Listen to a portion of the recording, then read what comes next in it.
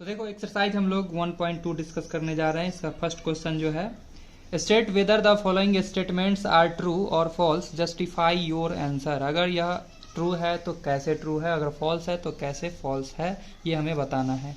First question में बोला ये जा रहा है every irrational number is real number. क्या सभी इरेशनल नंबर रियल नंबर होते हैं? तो यह बात बिल्कुल सही बोला गया है, क्योंकि इस बात को हम लोग को नज़रअंदाज नहीं करना पड़ेगा, क्योंकि रियल नंबर का जब बात करते हैं तो रियल नंबर के अंदर ही रेशनल नंबर भी आते हैं और इरेशनल नंबर भी आते हैं। बात को समझना। तो ये सबका बाप हो गया रियल नंबर। रियल नंबर का बेटा है रेशनल भी और इरेशनल भी। तो ये क्वेश्चन तुमसे पूछा जा रहा है, क्या इरेशनल जो है वह रियल के फैमिली से बिलोंग करता है क्या?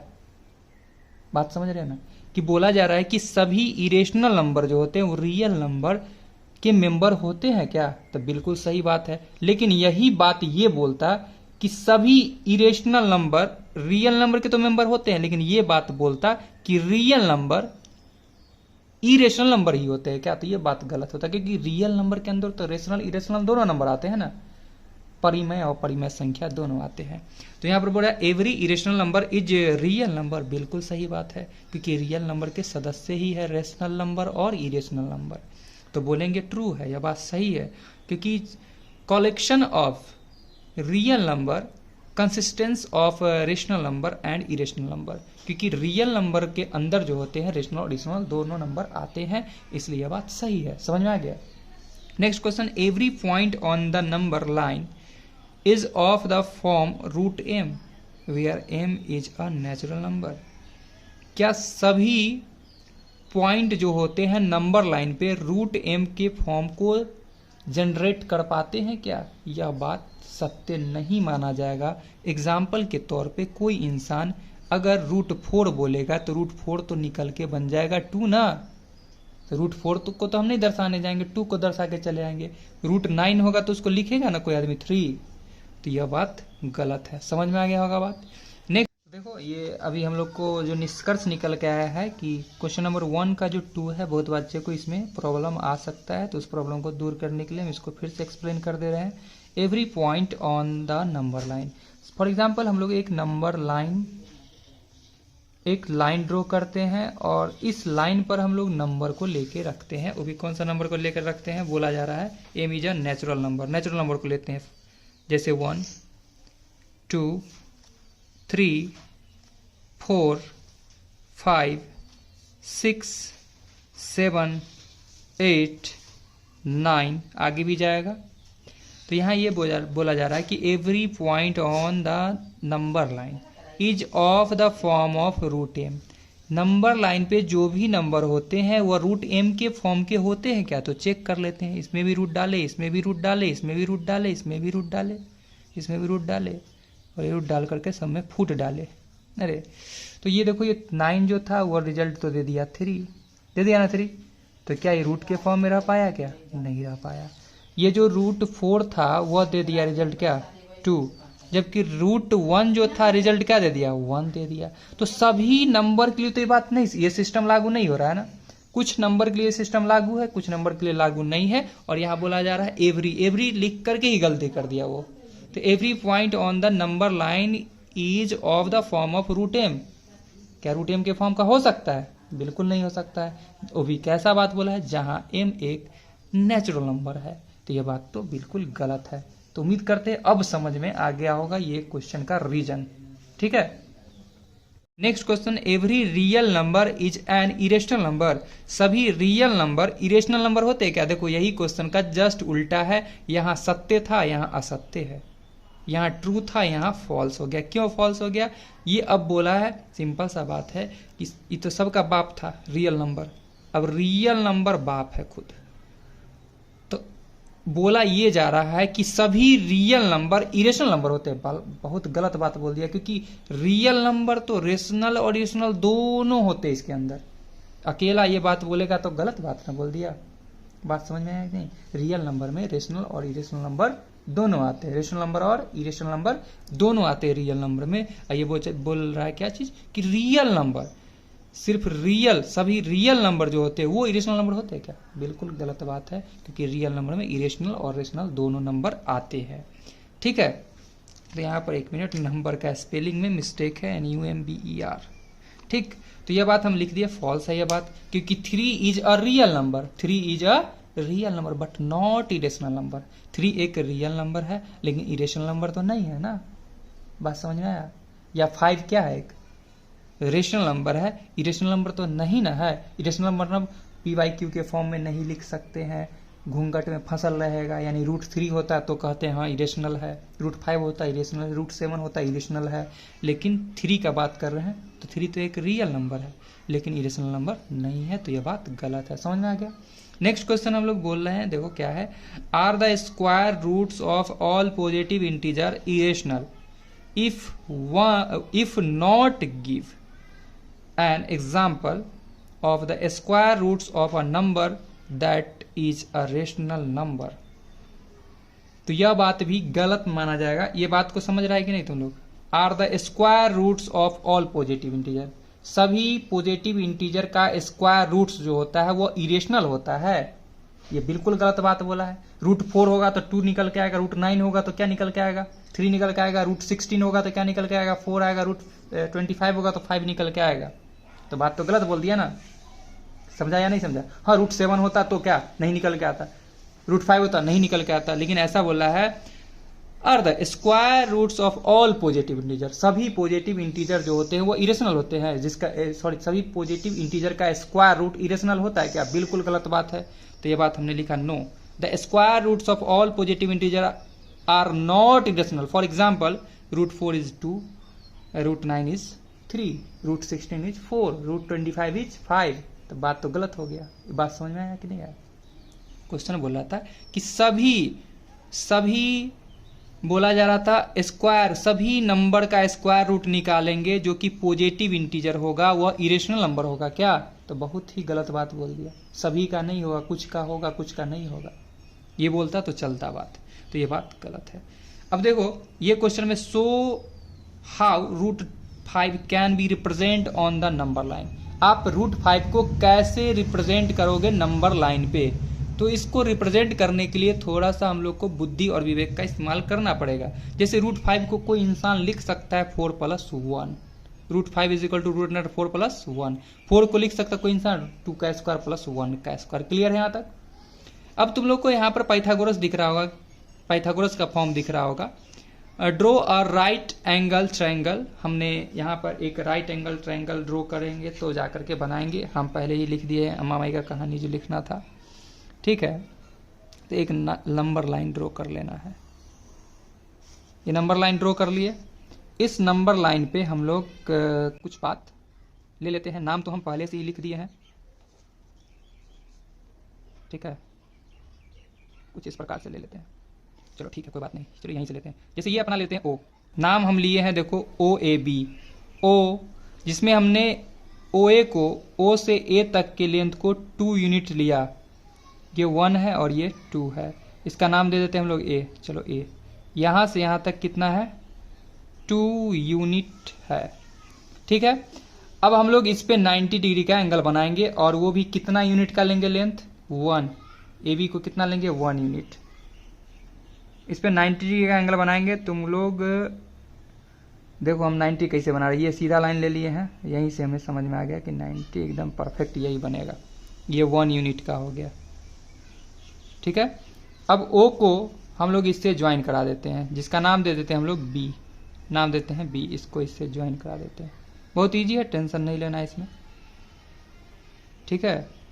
अब तुम लोग ध्यान से इस चीज को देखना, ये तुम्हें एक राइट एंगल ट्रायंगल बन रहा दिख रहा होगा, राइट एंगल ट्रायंगल। ये कहानी हम पहले लिख लिए हैं क्योंकि ऐसा हम लोग को करना पड़ेगा ही, क्योंकि बेस को अगर हम 2 यूनिट लेते हैं, परपेंडिकुलर को 1 यूनिट लेते हैं, तो पाइथागोरस चचा बोले थे कि हाइपोटेनस का square is equal to perpendicular square plus base square होता है। तो यहाँ पर हम बोलेंगे कि OB square is equal to OA square plus AB square. Clear है? OA के जगह पर कितना यूनिट लिया गया है 2 यूनिट लिया गया है, 2 का स्क्वायर कर दिया गया है, और AB की जगह 1 यूनिट लिया गया है, 1 का स्क्वायर कर दिया गया है।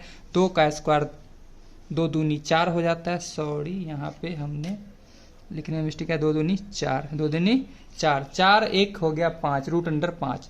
तो रूट 5 को अगर हम लोग को दर्शाना होगा तो उसके लिए हम लोग को एक ऐसा ग्राफ बनाना होगा।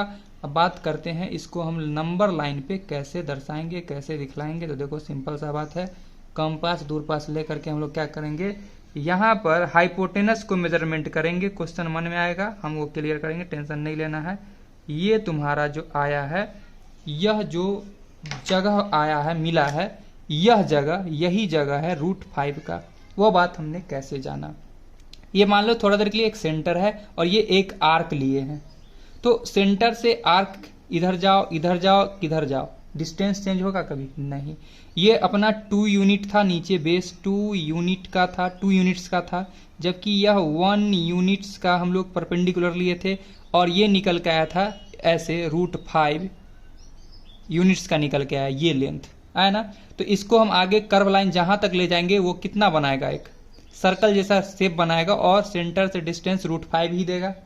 हम लोग को नंबर लाइन पे रूट 5 को रिप्रेजेंट करना था, इसलिए नंबर लाइन पे जहां पर कट गया वही पॉइंट रूट 5 को रिप्रेजेंट किया। समझ में आया होगा बात, समझ में आया पक्का। तो हम लोग क्वेश्चन नंबर अब देखेंगे 4। तो ये सब जो कहानी था कुछ इस फिगर से बना था, ठीक है। अब हम लोग क्वेश्चन नंबर देखते हैं 4। क्वेश्चन नंबर 4 के लिए क्या है, इसमें भी हम लोग को एक सर्पिला आकृति बनाना है। हम लोग क्वेश्चन नंबर 4 जो कि लास्ट क्वेश्चन है, बहुत ज्यादा इसमें कहानी है, उस कहानी को साइड रखते हुए हम लोग क्वेश्चन को पढ़ते हैं। क्लासरूम में कुछ एक्टिविटी किए गए हैं और उसमें कंस्ट्रक्टिंग स्क्वायर रूट्स, स्पाइरल है, स्पाइरल का मतलब होता है सर्पिला, सर्पिला मतलब सांप जैसा आकृति बनेगा घूम घाम करके, वो बनाना है। सिंपल सा बात है, हम लोग बुक में जो है उसके अकॉर्डिंग हम लोग सबसे पहले वर्क करते हैं। 1 यूनिट ओ 1 यूनिट यानी कि हम अपने हिसाब से ले सकते हैं 1 यूनिट। हम 1 इंच को लेकर के चले हैं 1 यूनिट, ताकि फिगर थोड़ा साफ सुथरा दिखे। और इस फिगर में चलो पेन से दिखा दे ताकि तुम लोग को दिखे ढंग से। OP1 लिए हैं 1 यूनिट, बहुत मजा आएगा, देखना कितना इजी है 1 यूनिट। अब हम लोग P पर एक 90 डिग्री एंगल बनाएंगे। ये हम नहीं बना रहे हैं, ये बुक जो है वो बोला है बनाने के लिए, और इसमें फिगर भी गिवन होगा, जिसके पास बुक होगा वो देख सकते हो बुक में। 1 यूनिट यानी 90 डिग्री एंगल बना लिए। यहाँ पर भी हम लोग पाइथागोरस का कॉन्सेप्ट चुरा कर लाएंगे और क्वेश्चन को आराम से सॉल्व करेंगे, देखना कैसे।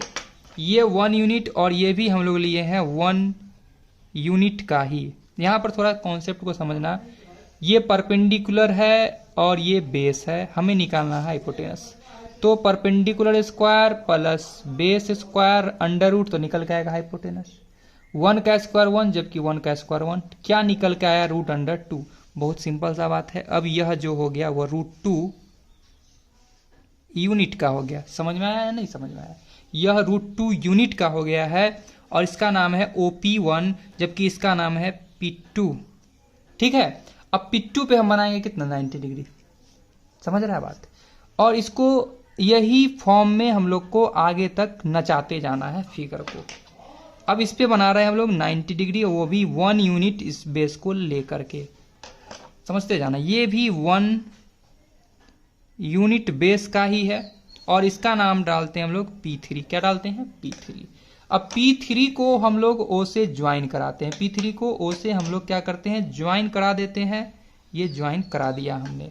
अब तुम ध्यान से देखना ये लेंथ क्या होगा, तो अपना कॉन्सेप्ट परपेंडिकुलर बेस का है, तो परपेंडिकुलर 1 का स्क्वायर 1 जबकि रूट 2 का स्क्वायर तो क्या देगा 2 ही ना देगा। तो रिजल्ट क्या मिलेगा रूट 3, यानी कि ये निकल के आ गया है रूट 3 यूनिट। क्लियर है, पक्का क्लियर है, रूट 2 यूनिट। अब हम लोग क्या करते हैं, इस पे 90 डिग्री का फिर से एंगल बनाते हैं। इस पे क्या बनाते हैं हम लोग 90 डिग्री का फिर से एंगल बनाते हुए 1 यूनिट ले चलते हैं। तो 1 यूनिट हम लोग 1 इंच को लेकर के चल रहे थे और हम इसी से 90 डिग्री बना रहे हैं। देखो कैसे, ये लाइन दिख रहा है सीधा, इसी लाइन पे ले लिए, एकदम 100% सही बनता है, टेंशन नहीं लेना है। ये 1 यूनिट ले लिए, फिर से हमने इसे लिया 1 यूनिट। क्या चीज नहीं चेंज कर रहे हैं, बेस को कभी चेंज नहीं कर रहे हैं, बेस बोल सकते हैं, सॉरी परपेंडिकुलर को कभी हम लोग चेंज नहीं कर रहे हैं। फिर से हम लोग इसको इससे ज्वाइन कराते हैं, ध्यान से देखते जाना, एकदम इजी लगेगा। ज्वाइन करा दिए इसको इससे, और बस यही कहानी को नचाना है बस। तो अब देखो ये है √2 यूनिट, ये है 1 यूनिट। √2 का स्क्वायर क्या देगा 2, जबकि 1 का स्क्वायर क्या देगा 1। रूट अंडर क्या मिलेगा √3, तो ये निकलेगा √3। सॉरी यहाँ पे हमने देखा क्या मिस्टेक की है, यहाँ पे ये निकालने के क्रम में हम लोग ये लेकर के चले था, तो अच्छा निकाल चुके थे ऑलरेडी ना ये √2 √3 यूनिट। तो ये √3 यूनिट हो गया, ये √3 था ना ये, अच्छा ये √3 1, तो ये √3 यूनिट था, ये √3 यूनिट था, बिल्कुल सही। और ये √3 यूनिट है तो √3 का स्क्वायर, जाहिर सी बात है क्या होगा 3 होगा, 1 का स्क्वायर 1 यानी कि √4 यानी कि 2। ये ऑटोमेटिक निकल के आ चुका है तुम्हारा 2 यूनिट, 2 यूनिट। क्लियर है, ये निकल के आ गया है 2 यूनिट। अब हम लोग क्या करते हैं, इस पर फिर 90 डिग्री का एंगल बनाते हुए हम लोग वर्क करते हैं। 90 डिग्री एंगल बनाते हुए 1 यूनिट लेते हैं 90 डिग्री एंगल, और 1 यूनिट, 1 यूनिट, ठीक है। 1 यूनिट लेते हैं 90 डिग्री एंगल पर, ठीक है। तो अब हम लोग इसको इससे ज्वाइन कराते हैं। अब कॉन्सेप्ट हम लोग का बहुत ही ज़्यादा क्लियर हो चुका होगा कि कैसे क्या आ रहा है, और यही तमाशा तब तक करना है जब तक यह पूरा राउंड ना मार दे, ठीक है। ये तमाशा करते रहना है, छोड़ना नहीं है। ये 1 यूनिट्स है, तुम लोग को अब खुद ब खुद समझ में आ गया होगा 1 यूनिट है। इसमें हम लोग यूनिट्स लगा सकते हैं, ठीक है, क्योंकि 1 से ज़्यादा है तो SS लगा देना, ठीक।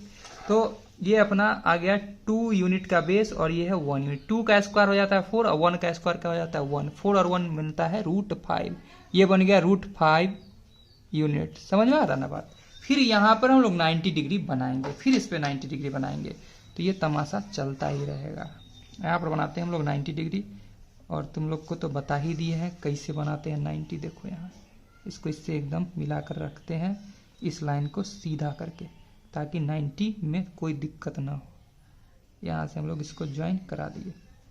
ओहो अच्छा ठीक है, हम थोड़ा बेईमानी कर लेते हैं, तुम लोग नहीं करना, ठीक। अब इसको हम लोग इससे ज्वाइन करा देते हैं। तो यही काम हम लोग को आगे भी करते जाना है, तो यही काम आगे करते जाना है। तो हम अब नहीं करेंगे, तुम लोगों के भरोसे छोड़ देते हैं। ये √5 है 1 है, √5 का स्क्वायर क्या देगा 5 देगा, 1 का स्क्वायर क्या देगा 1 देगा, यानी क्या निकल के आएगा √6 यूनिट।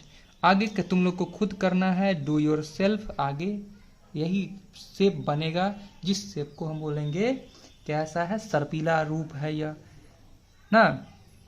कैसा शेप हो गया, स्पाइरल शेप बन जाएगा ये, ऐसे रोटेट करके। तो उन लोग को नाम लिख लेना है P1 P2 P3 P4 P5 P6 P6 आगे चलेगा एंड सो ऑन, जो भी लेना है ले लेना, and so on. P7 P8 P9 P10 P11 P12 P13 P14 जहाँ तक हो संभव बना लेना है, और यहीं पे समाप्त कर दें हम लोग इस एक्सरसाइज को।